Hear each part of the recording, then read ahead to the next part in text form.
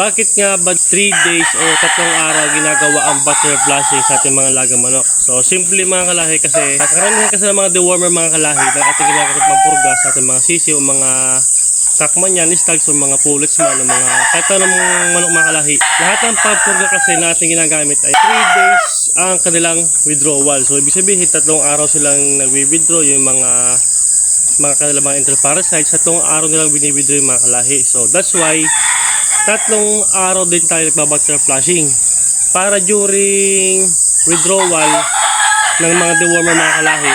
Since sa 3 days na yon, yung mga bacteria ay unti-unting inaalis using bacterial flushing mga kalahi. And then during bacterial flushing mga kalahi sa hapon, doon din sila sabay magbibigay ng mga vitamina.